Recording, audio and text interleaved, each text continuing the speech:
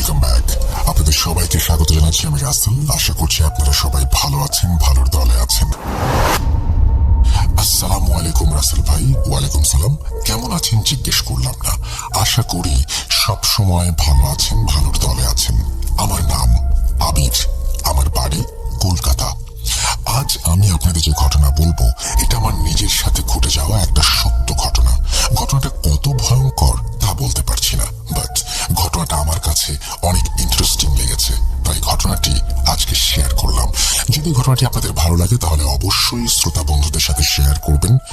ঘটনাটি লিখতে গিয়ে যদি কোনো ভুল ভ্রান্তি হয়ে থাকে ছোট ভাই মনে করে ক্ষমা সুন্দর দৃষ্টিতে দেখবেন।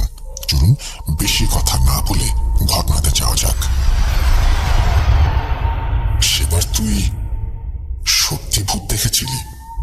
হ্যাঁ, বিশ্বাস কর সত্যি। তোকে মন করা কথা বলে আমার কি লাভ বলতো? বেশ, বুঝলাম। শুনি সেইবারের কথা। যদি গাঁজাখুরি হয়েছে মার খাবি কিন্তু। বলে আমার বন্ধু শাকিল একটা চেয়ার টেনে এনে বসলো। শাকিল আমার ছোটবেলার বন্ধু।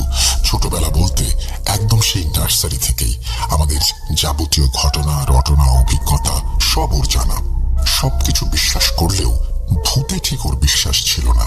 আমার জীবনে কিছু বিরল অভিজ্ঞতা শুনে ও নাক সিটকে বলে, থাক আর মিথ্যে বলতে হবে না, অনেক গল্প শুনিয়েছিস। অগত্যা আমিও চুপ হয়ে যাই। আমার অভিজ্ঞতার কথা একমাত্র আমিই জানি, তাই ওকে জোর করে বিশ্বাস করাই না। আমি কি এক দরকারে আমার বাড়িতে এসেছি। আমার বাড়ি আসার পর মুহূর্তেই উঠল ভীষণ ঝড়, আর সাথে কারেন্ট চলে গেল। এমন অবস্থায় শাকিল বলল, ধুর, দেখলে তো কি অবস্থা, আর ভালো লাগে না।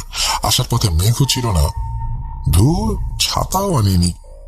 আমি বললাম, ঠিক আছে একটু থেকে যা, আমি বরং মুড়ি মাখছি, তেল চানাচুর আছে, সাথে এক কাপ গরম চা, কি বলিস? বাহ, জমে যাবে। সাথে তোর ওই বানানো ভূতের গল্প বলিস, সময়টা বেশ ভালোই কাটবে।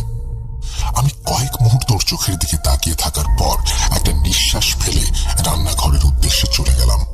প্রায় মিনিট 20 পর সবকিছু তৈরি করে এনে আমি বসলাম বিছানায়, ও আমার সামনের চেয়ারে।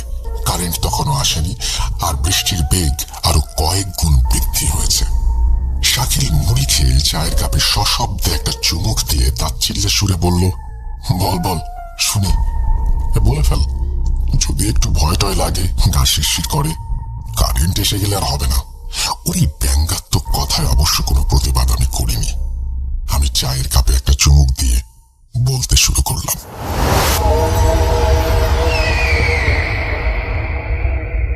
তুই তো জানিস আমার ফিল্ডে কাজ, অফিসের কাজের ঝক্কি থেকে এইসব কাজে ঝক্কি ও ঝামেলা অনেক বেশি। আর এইসব কাজের জন্য আমায় নানান জায়গায় যেতে হয়, রাত কাটাতে হয়। সেইবারও আমি গিয়েছিলাম অফিসের কাজে বর্ধমান। অবশ্য বর্ধমান যে এই প্রথম গেলাম তা না, এর আগেও গিয়েছিলাম, তবে সেবার আমি থাকিনি। কিন্তু এই 2 মাস আগে বর্ধমানে গেলাম, তখন অবশ্য আমায় এক রাত সেখানে থাকতে হয়েছিল। আর ঘটনাটা তখনকার। শাকিল হাত উঠিয়ে বলল, জানি জানি, তারপর বল, আসল গল্পটা বল। আমি বলে শুরু করলাম। সেবার বর্ধমান পৌঁছাতে আমার একটু দেরি হয়ে গিয়েছিল। অবশ্য এতে আমার কোনো দোষ ছিল না, ট্রেন লেট ছিল। বর্ধমান স্টেশনে যখন নামলাম তখন বাজে দুপুর 2টা। এদিকে কাজ এখনো শুরু হয়নি, খিদেও লেগেছে ভীষণ। স্টেশনে যা হোক কিছু একটা খেয়ে সোজা চলে গেলাম আমাদের ক্লায়েন্টের অফিসে। ওখানে কাজ শেষ করে উঠতে উঠতেই সন্ধ্যে 6টা বেজে যায়। এর মাঝে অবশ্য ওই অফিসের ক্যান্টিনে আমি খেয়ে নিয়েছিলাম, তাই খিদের জায়গাটা অতটা দেয়নি। কাজ শেষ করে দ্রুত এসে পৌঁছালাম স্টেশনে।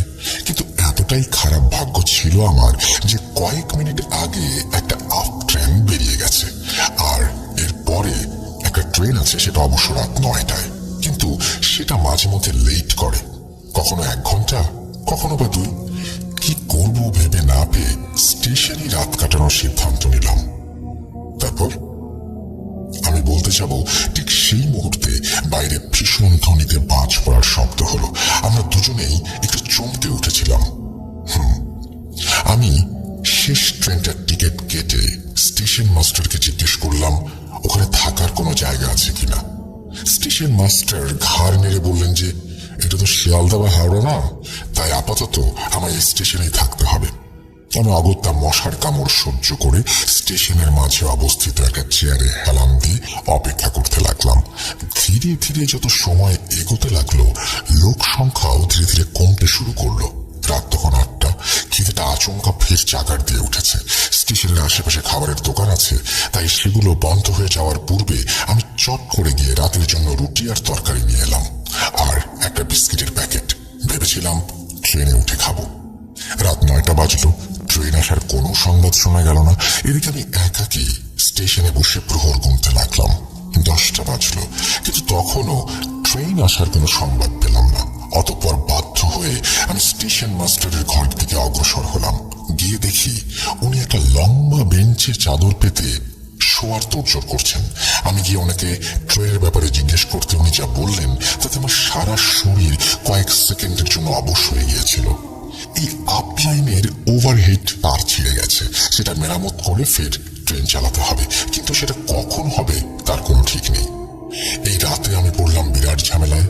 কোথায় হোটেল, কোথায় রাত কাটাবো সেই চিন্তাই বারবার মনের মধ্যে বাসা বাঁধতে লাগলো। স্টেশন থেকে বেরিয়ে একটু এগিয়ে গিয়ে দেখলাম সব দোকান বন্ধ। একটা খাবারের দোকান তার ঝাঁপ ফেলছে। আমি দৌড়ে গেলাম তার দিকে।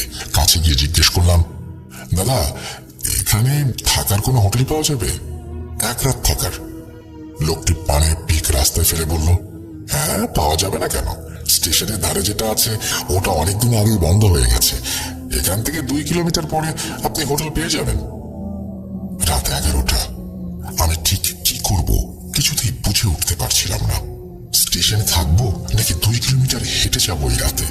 চোরের উপদ্রব কেমন তাও তো জানি না। সত্যি বলতে একটু একটু ভয় করতে লাগলো আমার। স্টেশন ধীরে ধীরে জনমানব শূন্য হয়ে এলো। একটা গোটা স্টেশনে আমি ছাড়া আর কেউ নেই, কেউ না। অগত্যা উপান্তর না পেয়ে আমি এই বেঞ্চেই আমার ব্যাগকে বালিশের মতন করে মাথার দিকে রেখে একটা পাতলা চাদর গায়ে টেনে শুয়ে পড়লাম। রাত তখন ঠিক কটা হবে জানি না, হঠাৎ কাশির শব্দে ঘুমটা ভেঙে গেল। ঘুম জড়ানো চোখের সামনের দিকে তাকাতেই দেখি একজন বয়স্ক লোক, গায়ে চাদর জড়ানো, বসে আছেন। চোখ কচলে একবার তার দিকে তাকিয়ে দেখে নিলাম। স্টেশনের বেশ কিছু আলো নিভিয়ে দেওয়া হয়েছে, 2-1টা জ্বলছে, তারও জ্যোতি খুব একটা জোরালো নয়।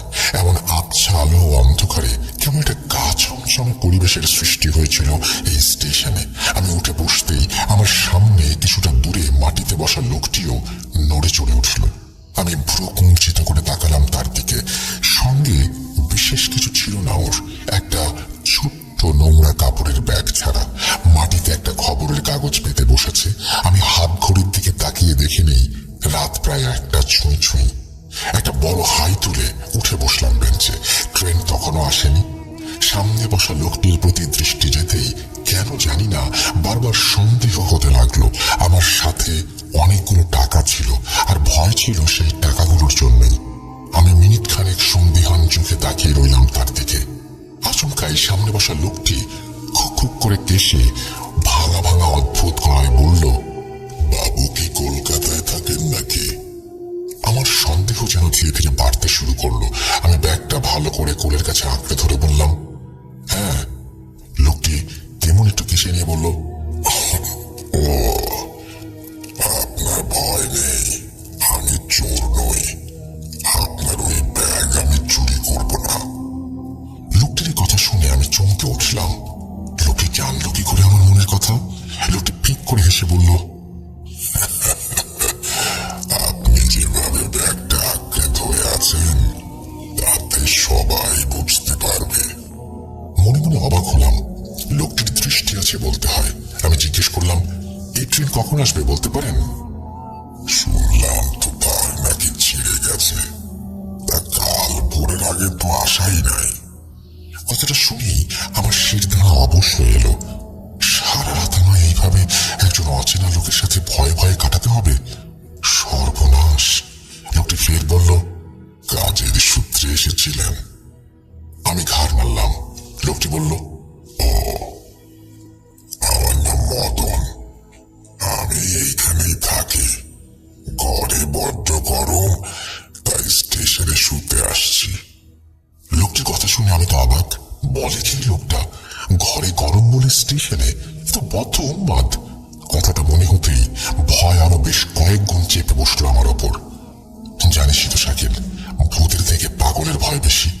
আমার কথা শুনে শাকিল মাথা নেড়ে বলল, তারপর? লোকটির কথা শুনে আমি কোনো উত্তর দিলাম না। ব্যাগ থেকে বিস্কিটের প্যাকেট বের করে খেতে শুরু করলাম। লোকটি আমার দিকে এক দৃষ্টিতে তাকিয়ে। এই আলো অন্ধকারে লোকটিকে ভালো করে দেখারও কোনো উপায় নেই। শুধু এইটুকু বুঝতে পারছিলাম, লোকটির মুখমণ্ডল ছাড়া বাকি আপাত মস্তক চাদরে আবৃত, চোখ মুখ অস্পষ্ট। তবে যেটুকু বুঝলাম, তার গাল ভর্তি দাড়ি, চোখের চাহনিয়া বড় অদ্ভুত। হঠাৎ করে লোকটি বলে উঠল, আমায় একটা বিস্কিট দেবেন, খুব খিদে পেয়েছে। অগত্যা আমি পুরো বিস্কুটের প্যাকেটটা এগিয়ে দিলাম তার দিকে। লোকটি তখন একটা অদ্ভুত কথা বলল, আপনি ছুঁড়ে দিন, আমি নিয়ে নেব। লোকটি আমার থেকে 20 হাতের দূরত্বে। আমি ছুঁড়ে দিলাম তার দিকে বিস্কিটের প্যাকেটটা। বিস্কিটের প্যাকেট হাতে পেয়ে তার মুখের কি অভিব্যক্তি হয়েছিল তা এই আধারে বোঝার কোনো উপায় নেই। লোকটি একটি বিস্কিট মুখে পড়ে বলল, জানেন, আমারও একটা পরিবার ছিল, বাবা মা বউ ছেলে মেয়ে সবাই ছিল। আমি বেঞ্চে হেলান দিয়ে ব্যাগটা পাশে রেখে লোকটির কথা প্রসঙ্গে বললাম, ছিল বলছেন কেন? কারণ তারা আর কেউ বেঁচে নেই। লোকটির কথা শুনে আমার বেশ খারাপ লাগলো। আমি বললাম, খুব দুঃখিত, ওনারা মারা গেলেন কিভাবে? সে অনেক কথা, আপনি শুনবেন। আমি ভেবে দেখলাম ট্রেন আসতে অনেক দেরি, আর টাকা ভর্তি ব্যাগকে কিছুতেই চোখের আড়াল করা যাবে না। তাই সময় কাটানোর একটা মোক্ষম উপায়। আমি বললাম, শুনবো। লোকটি একটু কেসে বলতে শুরু করলো, আমি আগে চাকরির সূত্রে কলকাতা থাকতাম সপরিবারে। তারপর হঠাৎই আমার চাকরিটা চলে যায়। অনেক খোঁজার চেষ্টা করি চাকরি, কিন্তু কলকাতার মতন বড় শহরগুলোতে আমার চাকরি কোনোভাবে যেন জোগাড় হচ্ছিল না। আধুনিকতার ছোঁয়ায় আমাদের মতন সেকেলের লোকগুলো যেন কোম্পানির জন্য একটা আস্ত আবর্জনায় পরিণত হতে শুরু করেছিল। আমার সাথে অনেক লোকের চাকরি চলে যায়। প্রায় মাস তিনেক অনেক চেষ্টা করার পরেও যখন কিছুই জোটাতে পারলাম না, তখন এক প্রকার বাধ্য হয়েই ফিরে এলাম এই গ্রামের বাড়িতে। এই বাড়িতে অবশ্য বাবা মা আগে থেকেই থাকতেন। আমি, আমার স্ত্রী ও ছেলে এসে জুটলাম। ওইটুকু খাবার, তার উপর 5 জন প্রাণী। স্বাভাবিকভাবে ভাড়ায় টান পড়ল। বেরিয়ে পড়লাম মজদুরি করতে। সারাদিন চড়া রোদে খেটে বাড়িতে ঢুকতাম, তখন শরীরে আর কিছু অবশিষ্ট থাকতো না। এভাবে কাটতে লাগলো দিন। দিন দিন যেন মাথাটাও গরম হতে শুরু করলো। একটু কিছুতেই হঠাৎ রেগে যেতাম। শরীরের কষ্ট লাঘবের জন্য মদ্যপান শুরু করলাম। শেষে এমন অবস্থা হলো যে লোকে মজদুরের বদলে মাতাল বলেই বেশি চিনত আমায়। এইটুকু বলে লোকটি থামলো। তারপর গোটা 2 বিস্কিট মুখে পুড়ে দিল। চিবিয়ে জল খেয়ে ফের বলতে শুরু করলো। আমি এই ফাঁকে হাতের ঘড়িটি দেখে নিলাম, রাত 3টা বাজে। লোকটি বলল, এভাবে কেটে গেল কয়েক মাস, কয়েক বছর। হঠাৎই একদিন কি যে হলো, বাড়িতে ফিরে গিয়ে একটা কথায় সবার সাথে আমার ঝগড়া হয়ে গেল। আমার মাথা গেল আগুন হয়ে। দিক জ্ঞান শূন্য হয়ে বাড়িতে থাকা একটা চপার নিয়ে আমি এক ধারে সবার গলা কেটে দিলাম। ফিনকি দিয়ে রক্ত বেরোতে শুরু করলো। উফ, কি রক্ত, কি রক্ত! ঘরের মেঝে, দালান ভেসে যেতে লাগলো রক্তে। আমি পাথরের মতো দাঁড়িয়ে দেখতে লাগলাম। চোখের কোণে এক চিলতে হাসি। লোকের শেষ কথাগুলো শুনে আমি অনুভব করলাম আমার শির দাঁড়াটা যেমন শিরশির করে উঠছে।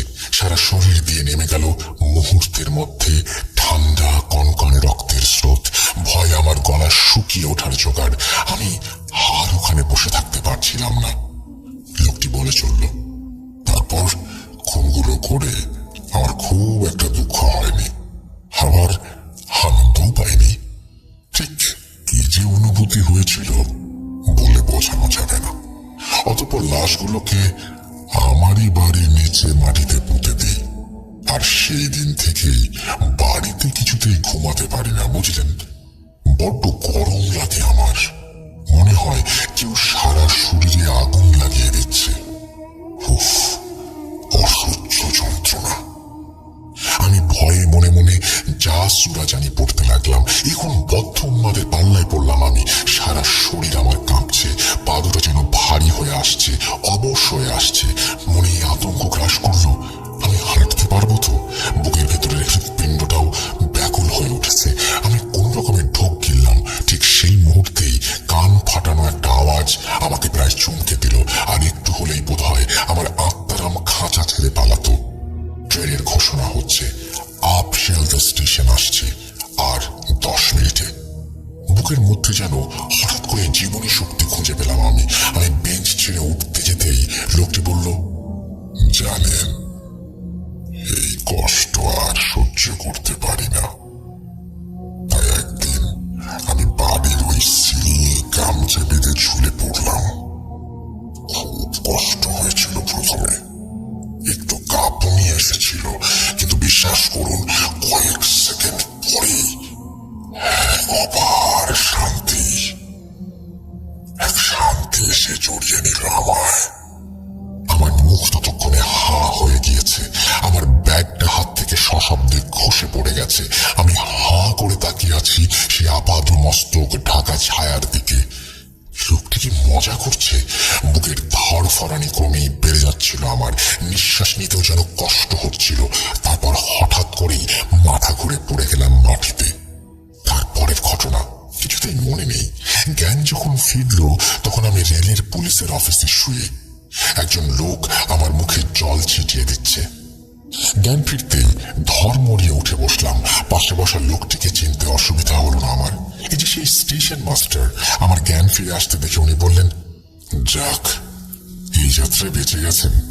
ওনার কথা শুনে আমি স্তম্ভিত হয়ে যাই। তার মানে আবার কি? ঘুমের ঘোরে আপনি তো মশাই ট্রেন লাইন ধরে হাঁটছিলেন, আর সেই সময় আপ লাইনে ট্রেন আসছিল। ভাগ্যিস আমি আগে ভাগেই দেখতে পেয়েছিলাম, নইলে। কথা নেই আমার মুখে। আমি যেন বোবা হয়ে গিয়েছিলাম। কেবল কষ্ট করে একটা কথা জিজ্ঞেস করলাম কোনো মতে, আচ্ছা, ওখানে আর কোনো লোক ছিল কি? লোক কই? কেউ না, পুরো স্টেশন ফাঁকা, আপনি ছাড়া কেউ ছিল না। আমি কাঁপা কাঁপা গলায় বললাম, তাহলে সে কে ছিল? স্টেশন মাস্টার অবাক হয়ে প্রশ্ন করলেন, কে? সেই লোক যে আমার সামনেই বসেছিল, নিজের নাম বলেছিল মদন। স্টেশন মাস্টার ভ্রু কুঁচকে তাকালেন আমার দিকে, তারপর অদ্ভুত একটা কথা বললেন, আপনার কি মাথায় প্রবলেম আছে? কি সব আবল তাবল বকছেন? আপনি ছাড়া কেউ ছিল না। আমি কথা বাড়াইনি। তার পরদিন সকালেই ট্রেন ধরে কলকাতা ফিরি। আমার কথা শেষ হওয়ার সাথে সাথেই তীব্র শব্দে ফের একটা বাজ পড়ল, আর সাথে সাথেই জানালার পাল্লাগুলো দমকা হওয়ায় সশব্দে খুলে গেল। সেই পাল্লা খুলে গিয়েছিল না কেউ খুলে দিয়েছিল বলতে পারি না। এবং শাকিল আর আমি প্রচন্ড ভয় পেয়ে অবাক হয়ে দুজন দুজনের মুখের দিকে তাকাই। এর কিছুক্ষণ পরে কারেন্ট চলে আসে। তারপর আস্তে আস্তে সব স্বাভাবিক হয়ে যায়। তবে কারেন্ট আসার পরে শাকিলের মুখ চোখ দেখি ও আমার মতোই প্রচন্ড ভয় পেয়েছে। শাকিল অবশ্য কারেন্ট আসার পরেও বেশ অনেকক্ষণ বাড়িতে থাকে। তারপর একসাথে খাওয়া দাওয়া করে ও বাড়ি চলে যায়। আসল ভাই, এই ছিল আমার জীবনে ঘটে যাওয়া একটা সত্য ঘটনা। কতটা গুছিয়ে লিখতে পেরেছি জানি না। যাই হোক, ঘটনাটি ভালো লাগলে অবশ্যই শ্রোতা বন্ধুদের সাথে শেয়ার করবেন। আর হ্যাঁ, আপনাকে অনেক অনেক ধন্যবাদ কষ্ট করে ঘটনাটি পড়ার জন্য। আর শ্রোতা বন্ধুদের জানাই ধন্যবাদ এত কষ্ট করে ধৈর্য ধরে শোনার জন্য। আর বেশি কথা বলবো না, আজকের মতো বিদায়। আবারও দেখা হবে অন্য কোনো এপিসোডে। আসসালামু আলাইকুম। নাম আবির মন্ডল, বাড়ি কলকাতা, ওয়েস্ট বেঙ্গল। এরপরে তিনি তার মোবাইল নাম্বার শেয়ার করেছেন। থ্যাংক ইউ ভেরি মাচ আবির, আপনার ঘটনা শেয়ার করার জন্য এবং আপনার মাধ্যমে ওয়েস্ট বেঙ্গল এবং কলকাতার যত আমাদের লিসেনার রয়েছে সবাইকে ধন্যবাদ জানাতে চাই। এবং বছরের শেষ দিনটিতে আপনাদের এই অনন্য উপহার গ্রহণ করলাম সাদরে। Thank you very much. এভাবেই সাথে থাকবেন।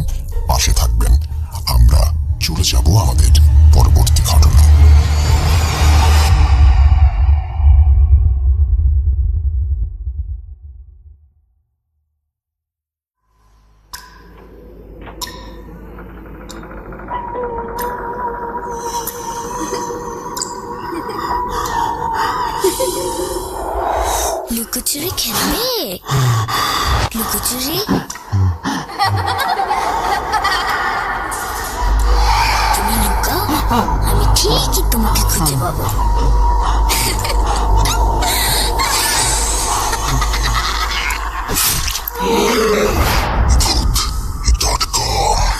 with Russell.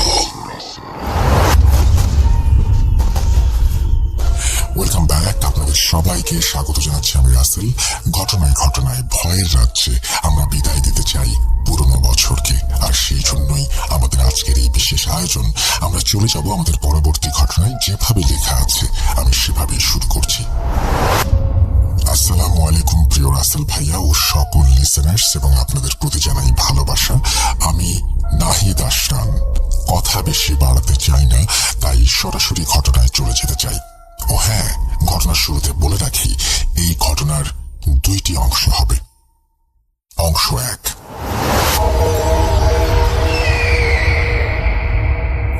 আমাদের গ্রামের বাসা ঝিনাইদহ জেলার শৈলকুপা পৌরসভার কাজীপাড়া গ্রামে। সময়টা 2006-07 সালের দিকে। তখন আমরা পরিবার সহ ঢাকাতে থাকতাম। হঠাৎ আমাদের গ্রামের বাসা থেকে খবর আসে আমার চাচাতো ভাই অনেক অসুস্থ। তখন আমি অনেক ছোট, তাই অসুস্থ শুনে খারাপ লেগেছিল ঠিকই, কিন্তু বাবার ছুটি না থাকায় আমরা কেউ গ্রামে যেতে পারিনি। পরবর্তীতে আমরা সপরিবারে গ্রামে যাই এবং জানতে পারি আমার চাচাতো ভাইকে নাকি জিনে ধরেছিল। ভূতের গল্প হওয়ায় আমি শুনতে আগ্রহ প্রকাশ করি, কারণ আমি ছোটবেলা থেকেই ভূতের গল্প শুনতে ভালোবাসি। বলে রাখা ভালো যে গ্রামের মধ্যে রাস্তার পাশেই আমাদের একটি বাগান আছে, এবং এই বাগানের মধ্যেই আমাদের পারিবারিক গোরস্থান। আগে আমাদের এই বাগানের সামনে দিয়ে আসতেও মানুষ কেমন যেন ভয় পেত। সেটা আমরা পরবর্তীতে জানতে পারি। সেখানে একটি কবরের পাশেই একটি আতা গাছ ছিল। একদিন দুপুরের দিকে আমার দুই চাচাতো ভাই রাকিব ও হারুন সহ হারুন ভাইয়ের বড় বোন রোকসানা আপু ছিল। তারা তিনজন মিলে ওই আতা গাছ থেকে আতা পাড়তে যায়। ছোটবেলা থেকে হারুন ভাই অনেক বেশি চঞ্চল প্রকৃতির থাকায় সে গাছে ওঠে এবং বাকি দুইজন গাছের নিচে দাঁড়িয়ে থাকে। হারুন ভাই যখন আতা পাড়ছিল তখন হঠাৎ খেয়াল করে দেখেন একদম চিকন দুইটি ডালে দুইটি মহিলা তাদের অনেক লম্বা চুল ছেড়ে বসে আছে এবং তাদের দিকে তাকিয়ে হাসছে। সে এটা দেখে ভয়ে এক লাফে গাছ থেকে নেমে দৌড় দিয়ে বাসায় চলে আসে। তার এই অস্বাভাবিক দৌড় দেখে বাকি দুইজন দৌড় দিয়ে বাসায় চলে আসে। বাসায় আসার পর হারুন ভাই আর তখন কাউকে কিছু বলেননি, কিন্তু ওই দিন বিকেলের দিকে বা সন্ধ্যার একটু আগে ভাইয়ের শরীরে অনেক জ্বর চলে আসে এবং তার শরীর এতটাই গরম ছিল গায়ে নাকি হাত দেওয়া যাচ্ছিল না। সেদিন রাতে হারুন ভাই কিছু উল্টাপাল্টা কথা বলতে থাকে। কথাগুলো ছিল এমন: মা দেখো, আকাশে মাইক্রোবাস, মোটরসাইকেল, প্লেন সব একসাথে উড়ে যাচ্ছে। এরপর আমার চাচির কাছে সে খাবার চায়। আমার চাচি তাকে ডাল দিয়ে ভাত দেয় এবং সে নাকি তখন অনেক রেগে উচ্চস্বরে বলছিল, আমি তোর কাছে খাবার চেয়েছি আর তুই কিনা আমাকে পোকামাকড়ের পানি খেতে দিলি। তখন সবাই মনে করে অনেক বেশি জ্বর, তাই সে এমন উল্টাপাল্টা বকছে। পরদিন সকাল হতে না হতেই হঠাৎ ঘুম থেকে উঠেই অনেক জোরে দৌড় দেয় এবং বাসার পাশে একটি পুকুরে লাফ দেয়। আমার এক চাচা দেখে ফেলায়, তাকে কোনো রকম সেখান থেকে তুলে নিয়ে আসা হয়। আমার দাদি অনেক নামাজি একজন মানুষ, তিনি সব বুঝতেন এবং তিনি বললেন হারুন ভাইয়ের উপরে জিনের আসর হয়েছে। তখন একটি হুজুরকে ডেকে দিয়ে আসা হয় এবং হুজুর অনেক কিছু করে জিনকে আনতে সক্ষম হন এবং তিনি জিজ্ঞেস করেন, তোমরা এই ছেলেটির এমন ভাবে ক্ষতি কেন করছো আর ওর কাছে কেনই বা এসেছো? তখন তারা বলে, ও যখন আতা গাছে উঠে আতা পাড়ছিল তখন ওই দুইটা মহিলা জিনদের দেখে গাছ থেকে লাফ দেওয়ার সময় তারা যে ঢালটিতে বসেছিল সেটা ভেঙে যায়। এই জন্য জিন দুইটি হারুন ভাইকে মেরে ফেলতে চায়। পরে হুজুর অনেক চেষ্টা করে জিন দুইটাকে ভাইয়ের কাছ থেকে সরাতে পারে না, কিন্তু হারুন ভাইয়ের শারীরিক অবস্থা ক্রমশই খারাপ হয়ে যাচ্ছে। তখন আমার চাচিরা একটা বুড়ির খোঁজ জানতে পারে এবং সেখানে নিয়ে যায়। তাকে সবকিছু খুলে বলে এবং বুড়ি আমার ভাইকে দেখে বলে, আমি সব ঠিক করে দিতে পারবো, কিন্তু শাহী মসজিদে একটা খাসি জবাই দিতে হবে। বলে রাখি, আমাদের এলাকায় এই শাহী মসজিদটি অনেক প্রাচীন এই মসজিদ জুড়েও রয়েছে অনেক ঘটনা। অনেকে এটাও বিশ্বাস করে সেখানে কিছু মানত করলে নাকি সেটা বিফলে যায় না, তাই প্রতিদিন দূর দূরান্ত থেকে মানুষ এখানে ছুটে আসে। তো এরপর ওই শর্তে আমার চাচা চাচি রাজি হন এবং বুড়িকে বলেন তাদের সন্তান যেন সুস্থ হয়ে যায়। বুড়ি বিভিন্ন চেষ্টা চালিয়ে আমার ভাইকে ঠিক করে এবং জিন দুটি যেন তাদের কাছে কখনো না আসতে পারে সেই ব্যবস্থা করে। চাচাদের আর্থিক অবস্থা একটু খারাপ হয়ে যাওয়ায় খাসিটি দিতে একটু দেরি হচ্ছিল, কিন্তু তখন প্রায়শই চাচি স্বপ্নে সেই বুড়িটিকে দেখতেন আর বুড়ি বলতো, তুই এখনো খাসি দিসনি, তোর ছেলের কিন্তু অনেক বড় ক্ষতি হয়ে যাবে, তখন চাইলেও আর কিছু করতে পারবি না। এভাবে দুইবার স্বপ্নে আসার পর তারা খাসিটি নিয়ম অনুযায়ী জবাই দেয় এবং আলহামদুলিল্লাহ তারপর থেকে আর কোনো সমস্যা ওই ভাইয়ের সাথে ঘটেনি। অংশ 2। এবার আসছি দ্বিতীয় ঘটনায়। আমার বয়স তখন 17 বছর। কালের পরিবর্তনে আমরা তখন গ্রামের বাসায় চলে আসি। আমাদের দাদার বাগানে অনেক গাছগাছালি আছে। তো আমাদের দাদা হঠাৎ একদিন সিদ্ধান্ত নেয় সেই আতা গাছটি কেটে বিক্রি করে ফেলবে এবং এই সিদ্ধান্ত সে একাই নেয়। পরে আমরা যখন সবাই জানতে পারি এবং আমরা তখন সবাই তাকে সেই গাছটি কাটতে বারণ করি, কিন্তু কে শোনে কার কথা। অবশেষে দাদা সবার কথা অমান্য করে গাছটি কেটে বিক্রি করে দেয়। কিছুদিন যাবৎ সবকিছু ঠিকঠাক ছিল। হঠাৎ আমরা জানতে পারলাম দাদার স্বপ্নে নাকি ওই দুটো জিন এসেছে এবং তারা বলছে, তুই আমাদের থাকার জায়গা একদম নষ্ট করে ফেলেছিস, তোকে আমরা একেবারে মারবো না, আস্তে আস্তে কষ্ট দিয়ে মারবো। তার কিছুদিন পরেই একদিন হালকা বৃষ্টি হয়, যাকে আমরা ছিটে ফোটা বৃষ্টি বলে থাকি। সেদিন দাদা আনুমানিক রাত 11টার দিকে হেঁটে হেঁটে বাজারে যাচ্ছিলেন। আমাদের গ্রামের মসজিদের সামনে যখন তিনি আসেন তখন লক্ষ্য করেন মসজিদের মধ্যে কয়েকজন পর্দাশীল নারী হেঁটে বেড়াচ্ছে এবং তার দিকে তাকিয়ে আছে। সেই ব্যাপারটা তিনি স্বাভাবিকভাবে নিয়ে আবার হাঁটতে থাকেন। কিছু দূর যাওয়ার পর রাস্তার ওপর একদম হালকা পানি জমে থাকে, সেখানে পা দেওয়া মাত্রই তিনি পড়ে যান এবং আশেপাশে যারা ছিল তারা ভেবেছিল হয়তো তিনি উঠে দাঁড়িয়ে যাবেন, কিন্তু কোনোভাবেই তিনি আর উঠতে পারছিলেন না। তারপর সবাই এসে তাকে ধরে ওঠানোর চেষ্টা করে, কিন্তু তিনি আর দাঁড়াতে পারছিলেন না। তখন বাসায় কেউ একজন ফোন দিয়ে বলে দাদা রাস্তায় পড়ে গিয়ে আর উঠে দাঁড়াতে পারছেন না। এই কথা শুনে আমরা সবাই তাড়াতাড়ি করে তাকে হসপিটালে নিয়ে যাই এবং এক্স-রে করে দেখা যায় তার ডান পাটি কোমরের নিচ অংশ থেকে পুরোপুরিভাবে ভেঙে বিচ্ছিন্ন হয়ে গেছে। এখন তার পা ঠিক হয়নি এবং আমার দাদা ধীরে ধীরে যেন সব জ্ঞান হারিয়ে ফেলে, যার তার সাথে খারাপ আচরণ করে এবং অনেক শিরকমূলক কথা বলে, যা তার এই বয়সে বলা মানায় না। আস্তে আস্তে তিনি উন্মাদ হয়ে যাচ্ছেন। আমার দাদার জন্য সবাই দোয়া করবেন। স্টোরিটি সিলেক্টেড হলে পড়ে শোনাবেন। ভুল ত্রুটি ক্ষমা সুন্দর দৃষ্টিতে দেখবেন। আল্লাহ হাফেজ। এই বলে তিনি তার ঘটনা শেষ করেছেন। আশা করছি ঘটনাটি আপনাদের কাছে ভালো লেগেছে। আমরা এই পুরনো বছরকে বিদায় দেওয়ার জন্য বিশেষ এই আয়োজনে আপনাদের সবাইকে আবারও আমন্ত্রণ জানাচ্ছি এবং আশা করছি আরো যে ঘটনাগুলো আছে সেই ঘটনাগুলো আপনারা শুনবেন। কথা না বাড়িয়ে আমরা চলে যাব আমাদের পরবর্তী ঘটনায়।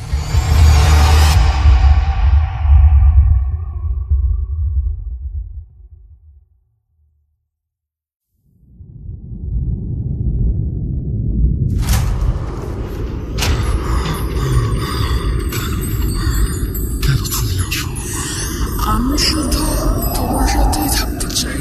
কিভাবে সম্ভব? মৃতদের এই পৃথিবীতে থাকতে নেই। তুমি তুমি চলে যাও, চলে যাও, প্লিজ চলে যাও। সবটাই কি ইলুশন, নাকি অন্য জগতে কেউ কখনো হাজির হয়ে যায় চোখের পলকে? ভূত.com with Russell। Welcome back. আপনাদের সবাইকে স্বাগত জানাচ্ছি আমি রাসেল। আশা করছি আপনারা সবাই ভালো আছেন, ভালোর দলে আছেন। কোনো কথা না বাড়িয়ে আমি সরাসরি চলে যাচ্ছি ঘটনায়। আশা করছি এই ঘটনাটি আপনাদের ভালো লাগবে। যেভাবে লেখা আছে আমি সেভাবেই পড়ে শোনাচ্ছি। আসসালামু আলাইকুম রাসেল ভাই, আশা করি ভালো আছেন আর সকল শ্রোতারাও ভালো আছেন। আমি ভূত এফএম-এর অনেক বড় একজন ফ্যান। রিসেন্টলি জানতে পারলাম ভূত.com এর বিষয়ে। আমার বাড়ি ময়মনসিংহের শেরপুর জেলার কোনো একটি উপজেলায়। ঘটনাটি ঘটে 2016 2016 সালে আমার মামাতো ভাইয়ের বন্ধুর সাথে। এখানে ছদ্মনাম ব্যবহার করা হয়েছে। আমার ভাই যেভাবে আমাকে ঘটনাটি বলেছেন আমিও সেভাবেই বলছি।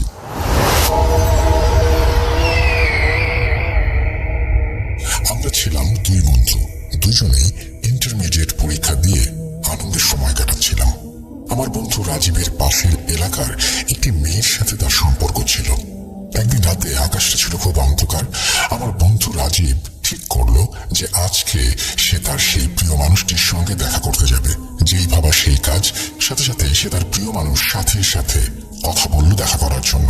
তাদের দেখা করার জায়গাটা সাথীদের বাড়ির পেছনের ছোট একটি বাঁশঝাড়ের ভেতরে। বাঁশঝাড়ের পাশেই একটি কলা বাগান, আর তারপরেই গ্রামের বুক চিরে বয়ে গেছে পুরনো একটি খাল। একটু পরেই দুই বন্ধু মিলে রওনা দেয়। চারদিকে ঘুটঘুটে অন্ধকার, হালকা ঠান্ডা বাতাস বইছে, আকাশটা সম্পূর্ণ কালো। আমরা দুজনে দুটি সিগারেট জ্বালিয়ে হাঁটতে থাকি। প্রায় 20 মিনিটের রাস্তা যেতে হবে। গ্রামের রাস্তা হওয়াতে একদম জনমানবহীন, গা ছমছমে অবস্থা। সাথীদের বাড়ির কাছে এলে রাজীব বলে, তুই কলা বাগানেই থাক, আমি দেখা করে আসি। রাজীব চলে যায়। তখন ঠিক 11টা বাজে। তাকে বললাম 20 মিনিটের মধ্যেই চলে আসতে। রাজীব আমার কাছে তার মানিব্যাগটি রেখে তার সাথে থাকা ছোট টর্চ লাইটটি নিয়ে চলে যায়। সে চলে যাওয়ার পর আমি কলা বাগানে বসে সিগারেট জ্বালিয়ে টানতে থাকি। দেখতে দেখতে প্রায় 50 মিনিটেরও বেশি সময় হয়ে যায়। আমার সাথে থাকা ছোট বাটন ফোনটির টর্চ জ্বালিয়ে তাকে খুঁজতে যাই। গিয়ে যা দেখি তা দেখার জন্য আমি মোটেও প্রস্তুত ছিলাম না।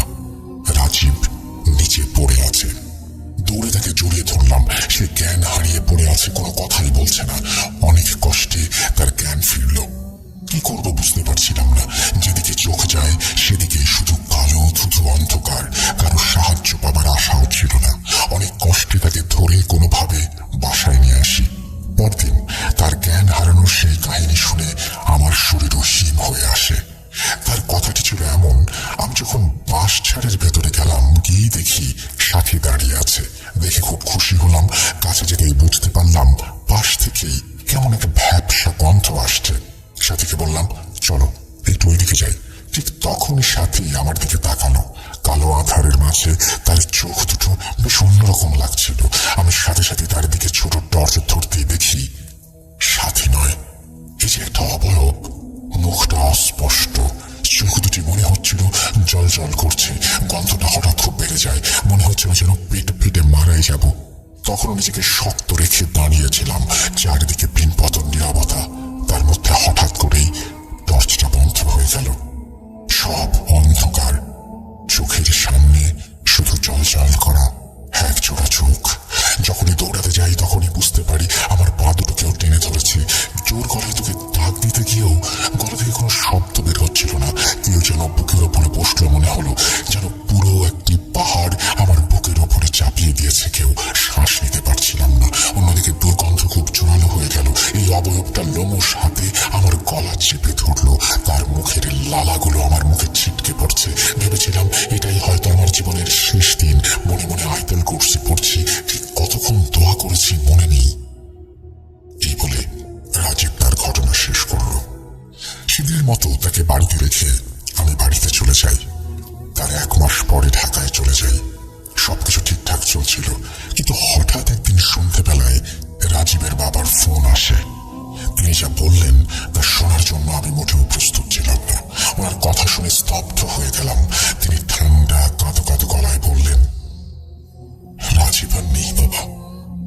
শুনেই আকাশটা যেন হঠাৎ করে মাথার উপরে ভেঙে পড়ল। হৃদয়টা দুমড়ে মুচড়ে গেল। ছোটবেলা থেকেই দুজনে একসাথে বড় হয়েছি। কখনো ভাবিনি এভাবে আমাদের পথ চলা শেষ হবে। জিজ্ঞেস করলাম, কি হয়েছে তার সাথে? ফোন কেটে গেল। পাথর হয়ে বসে রইলাম। কিছু ভেবে উঠতে পারছিলাম না।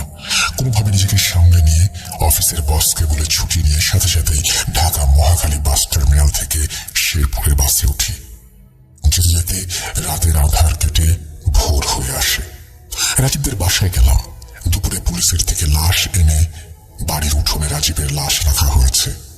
আমি কাছে গেলাম। তার মুখটা দেখে নিজেকে সামলাতে পারছিলাম না। কেঁদে ফেললাম। মনে হচ্ছে তার গাল দুটি কেউ পুড়িয়ে দিয়েছে। পরদিন বিকেলে তাকে মাটি দেয়া হয়। পরে তার ছোট ভাইয়ের কাছে শুনতে পারি তার মৃত্যুর রহস্য। তার ভাই যেভাবে বলে, সেদিন রাতে ভাইয়াকে খাবারের জন্য ডাকতে গিয়ে দেখি ভাইয়া ঘরে নেই। একটু পর আবারও যাই, কিন্তু তার কোনো খোঁজ নেই। রাত কেটে যায়। সকালে তার ঘরের দরজায় গিয়ে দেখি তখনও রাতের মতোই তালা দেওয়া। তখন ভাইয়ার প্রতি খুব রাগ হয়। আব্বুকে গিয়ে বলি। আব্বু ভাইয়াকে ফোন দেয়, কিন্তু তার মোবাইল বন্ধ পাচ্ছিল। তারপর সারা গ্রামে তাকে খোঁজা হয়। আত্মীয় স্বজনের বাড়িতেও ফোন দেওয়া হয়, কিন্তু কোথাও তার খোঁজ মেলে না। ততক্ষণে সারা গ্রামের মানুষ জেনে গিয়েছে। সব আত্মীয় স্বজনের বাড়িতে খোঁজ নেওয়া হচ্ছে। দেখতে দেখতে দুপুর গড়িয়ে বিকেল হয়ে গেল। তখন যেন অবস্থাটা আতঙ্কে রূপ নেয়। সন্ধ্যার আমার একটু আগে পশ্চিম দিক থেকে কেউ দৌড়িয়ে বাড়ির দিকে আসতে থাকে। কাছে আসার পর বুঝলাম সেটা পাশের এলাকার একজন ছেলে। তিনি বাড়ি এসে বাবার সামনে গিয়ে হাঁপাতে হাঁপাতে বলতে লাগলেন, রাজীবের লাশ পশ্চিমের খালের কাঁথায় পাওয়া গেছে। একটু দম নিয়েই আবার বললেন, মনে হচ্ছে সারা শরীরে আগুনের ছ্যাঁকা দেওয়া। আপনারা তাড়াতাড়ি আসেন। আমরা সবাই ছুটে গেলাম। গিয়ে দেখি অনেক মানুষ। আমরা যেতেই সবাই সরে গিয়ে রাস্তা করে দিল। চোখের সামনে কাদা মাখানো ভাইয়ের লাশ। মনে হচ্ছিল তার চোখ দুটো যেন বড় হয়ে বেরিয়ে আসবে। শরীরটা ফুলে গেছে। এই বলে রাজীবের ভাই কেঁদে উঠল। আমি নিজের চোখের জল আটকে রাখতে পারিনি। তারপর অন্য এক সমস্যা। পুলিশের পোস্টমর্টম রিপোর্টে তাকে খুন করা হয়েছে এমন কোনো তথ্য পাওয়া যায়নি। আর তার শরীরে কেন পোড়া ছাপ বা সেগুলো পোড়া ছাপ কিনা তাও বোঝা যায়নি। সেদিন রাতে রাজীবের সাথে কি হয়েছিল সেটা শুধু ওপরওয়ালাই ভালো জানেন। কিছুদিনের মধ্যে রাজীবের বাবা একটি কবিরাজের সাথে কথা বলে জানতে পারে তার উপরে কালো জাদু করা হয়েছিল। কবিরাজ আরো বলে কোনো একটি মেয়ের কবর থেকে শরীরের হাড় দ্বারা তাকে কালো জাদু করা হয়েছে। তারপর সেই কবিরাজ কালো জাদু করেছিল তার সাথেও কথা বলে এবং সত্য জানা যায়। এখানে ইন্টারেস্টিং ব্যাপার হলো রাজীবের লাশ সাথীদের বাড়ির পাশের খালেই পাওয়া যায়। আর রাজীবের সাথে কি হয়েছিল সেটা দেখার জন্য কবিরাজ রাজীবের কবরের মাটি ব্যবহার করেছিল। এই ছিল আমার সংগ্রহিত সম্পূর্ণ সত্য ঘটনা। ভালো লাগলে অবশ্যই ভূত.com-এ আপনি পড়ে শোনাবেন। গুছিয়ে লেখার চেষ্টা করেছি। ঘটনাটি সিলেক্টেড হলে অবশ্যই আমাকে জানাবেন।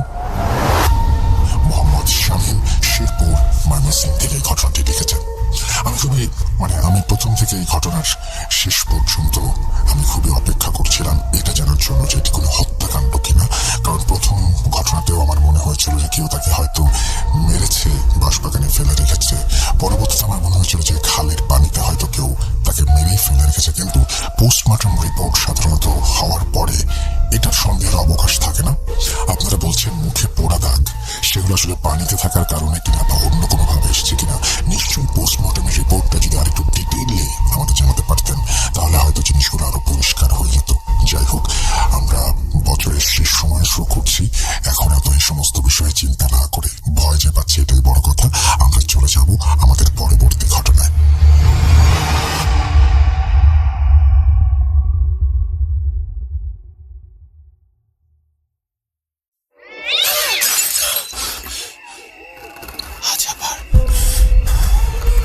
শুনতে পাচ্ছেন শব্দটা? ভয়ের আরেক নাম ভূত.com with Russell। Welcome back. আপনাদের সবাইকে স্বাগত জানাচ্ছি আমি রাসেল। আশা করছি আপনারা সবাই ভালো আছেন, ভালোর দলে আছেন। আজকে 31 ডিসেম্বর এবং আমাদের বছরের শেষ দিন। আমরা আমাদের ভূত.com-এ একসাথে শুনছি এবং ভয় রাজ্যে হারিয়ে যাচ্ছি। ঘটনাগুলো শুনতে নিশ্চয়ই আমাদের সবারই ভালো লাগছে। যদি এতটুকু ভালো লাগে আমি নিজেকে ধন্য মনে করব। আমি আজকের এই এপিসোডটি শুরু করেছিলাম কলকাতার একটি ঘটনা দিয়ে। তারপরে বাংলাদেশের ঘটনায় এসেছি, আবারও বাংলাদেশের ঘটনায় এসেছি। এরপরে আমি এমন একটি ঘটনায় যাব যে ঘটনাটি এসছে ইউনাইটেড কিংডম থেকে। আমি সবসময় আপনাদের বলেছি যে পৃথিবীর বিভিন্ন জায়গা থেকে আমাদের ঘটনা আসে এবং তার মধ্যে ইউনাইটেড কিংডমও অন্যতম। এবং আমাদের পৃথিবী বিশ্ব জুড়ে আমাদের বাঙালিরা ছড়িয়ে আছেন এবং তারা তাদের সফলতা অর্জনের পথে এগিয়ে যাচ্ছেন। তেমনই একজনের পাঠানো একটি ঘটনা আমি পড়ে শোনাচ্ছি। পাঠিয়েছেন আশিক এবং তিনি পাঠিয়েছেন যেখান থেকে, সেটা হচ্ছে নর্থ হাইডল্যান্ড, ইউনাইটেড কিংডম। ঘটনাটি পড়ে শোনালে সবচেয়ে ভালো হয় যদি আমি স্টুডিওতে ফ্যাকচুয়ালি ঘটনাটি বলতে পারবো। আসসালামু আলাইকুম। ওয়ালাইকুম সালাম। কেমন আছেন রাসেল ভাই? আশা করি ভালো আছেন। আমার নাম আশিক এবং আমি বর্তমানে যুক্তরাজ্যে বাস করছি। আমি পূর্বে একটি ঘটনা পাঠিয়েছি যার নাম ছিল রহিম কুড়ালি। ওই ঘটনাটি পড়ে শোনানোর জন্য অনেক ধন্যবাদ। আজকে যে ঘটনাটি বলতে যাচ্ছি সেটা লন্ডনে বসবাসরত আমার এক বন্ধু যার নাম মুশফিক, ওনার কাছ থেকে শোনা। তিনি আমাকে যেভাবে ঘটনাটি বলেছেন আমি সেভাবেই লেখার চেষ্টা করছি। আমি যখন ছোট ছিলাম তখন আমাদের বাড়িতে একটা বিয়ের অনুষ্ঠানে অনেকজন মানুষ আসেন। যারা এসেছিলেন বিয়ের দাওয়াতে তাদের মধ্যে ছিলেন আমার এক মামা। অনুষ্ঠান শেষ হয়ে গিয়েছিল সন্ধ্যার দিকে। তখন আমার মামার হঠাৎ করে প্রচন্ড মাথা ব্যথা শুরু হয়। আমার মামা তখন সিদ্ধান্ত নেন যে আমাদের বাড়িতে রাতটা কাটাবেন। রাতে আমার মামা আমার সাথে ঘুমান আমার ঘরে। আমি স্বাভাবিকভাবেই ঘুমিয়ে যাই প্রতিদিনের মতো, কিন্তু মাঝরাতে কোনো একটা শব্দের কারণে উঠে যাই। উঠে আমি দেখতে পাই আমার মামা চোখ বন্ধ রেখেই হাসছেন আস্তে করে। হাসিটা তো অদ্ভুত, ভয়ঙ্কর। আমার মামাকে আমি কয়েকবার ডাক দিলাম ওঠার জন্য, কিন্তু তারপরও আমার মামা ঘুম থেকে ওঠে না। আমি ভেবেছিলাম যে হয়তো মামা কোনো একটা স্বপ্ন দেখছে এবং এই কারণেই হয়তো এরকম ভাবে হাসছে। তারপর আমি আবার ঘুমিয়ে যাই। সকালে আমি ঘুম থেকে উঠে দেখতে পাই যে অনেকজন লোক আমার বিছানার পাশে একত্রিত হয়ে দাঁড়িয়ে আছে। আমার মামাকে অনেক ডাক দেওয়ার পরেও ওনাকে ঘুম থেকে ওঠানো সম্ভব হচ্ছে না। আরেকটা রহস্যজনক ব্যাপার হলো যে তিনি তখনও হাসছিলেন আস্তে আস্তে, কিন্তু অন্যরা কিছু জিজ্ঞেস করলে কোনো জবাব দিচ্ছিলেন না। পুরোটা দিন মামা এভাবেই বিছানায় শুয়েছিলেন। পরের রাতে আমি অন্য এক রুমে চলে যাই, যেহেতু আমি প্রচন্ড ভয় পেয়েছিলাম। সেই কারণে আমি মামার সাথে আর ঘুমাতে সাহস করিনি। ওই রাতে কোনো এক কারণে আমি আমার রুমে প্রবেশ করি যেখানে আমার মামা শুয়েছিল। তখন দেখতে পাই যে আমার মামা সেখানে নেই। আমি আবার আমার রুমে চলে যাই, মানে যে রুমে আমি ঘুমাচ্ছিলাম, এবং বাবাকে বিষয়টা জানাই। আমার বাবা তখন সিদ্ধান্ত নেন যে আমার মামাকে খুঁজতে যাবেন। অনেক খোঁজাখুঁজির পর আমরা সিদ্ধান্ত নেই যে আমাদের ছাদে আমরা যাব দেখতে। আমরা যখন সিঁড়ি দিয়ে উপরে উঠলাম তখন দেখতে পেলাম ছাদে প্রবেশ করার দরজাটা বন্ধ, কিন্তু আমরা দরজার এক ফাঁক দিয়ে দেখতে পাই যে আমার মামা চোখ বন্ধ করে দাঁড়িয়ে আছে ছাদের এক প্রান্তে। আমার মামা তখনও হাসছিলেন এবং ওনাকে দেখতে ভয়ঙ্কর লাগছিল। উনি চোখ বন্ধ করে এবং কোনো চাবি ছাড়াই ছাদে কিভাবে প্রবেশ করলেন সেটা একটা রহস্য। আমার বাবা দ্রুত চাবি নিয়ে আসেন এবং মামাকে জোর করে টেনে নিয়ে আসেন বাড়ির ভেতরে। পরদিন আমার বাবা একজন চিকিৎসক নিয়ে আসেন আমাদের বাড়িতে আমার মামাকে সুস্থ করার জন্য। চিকিৎসক যখন আমার মামাকে দেখেন তখন আমার মামা হেসে যাচ্ছিলেন চোখ বন্ধ রেখে। এটা দেখে চিকিৎসক অনেক অবাক হয়ে যান। তিনি একটা বড় সূচ বের করে সেটা বিঁধে দেন আমার মামার পায়ের তালুতে। অবাক করা ব্যাপার হচ্ছে যে আমার মামার কোনো প্রকার সমস্যাই হলো না। তিনি চিৎকার দেননি, অস্বস্তি বোধ করেননি, যদিও সূচটা বেশ বড় ছিল। বরং তখন ওনার মুখে একটা হাসির রেখা লেগেছিল। চিকিৎসক তখন আমাদেরকে জানান যে ওনার দ্বারা এটা সম্ভব না মামাকে সুস্থ করার জন্য। তিনি আমাদেরকে বলেন যে অন্য চিকিৎসককে খুঁজে বের করতে, অর্থাৎ ধর্মীয় চিকিৎসা বা অন্য কোনো অল্টারনেটিভ চিকিৎসা করাতে। তখন সিদ্ধান্ত নেওয়া হয় যে একজন ভালো ইমাম বা হুজুরকে ডেকে নিয়ে আসা হবে। ইমাম এসে সাথে সাথে বুঝতে পারেন যে আমার মামার সাথে অস্বাভাবিক কিছু ঘটেছে। তিনি আমাদেরকে জানান যে আমার মামা নাকি সন্ধ্যার সময় খারাপ জিনেদের বাসস্থানে গিয়ে সিগারেট খাচ্ছিল এবং সেই কারণেই এই সমস্যা শুরু হয়েছে, যেটার কারণে জিনটা ওনাকে অসুস্থ করে ফেলেছে। ইমাম সাহেব তখন আমার মামার উপর কিছু পানি ছিটিয়ে দেন এবং আরো কিছু চিকিৎসা করান। তারপর আমার মামা আস্তে আস্তে সুস্থ হন।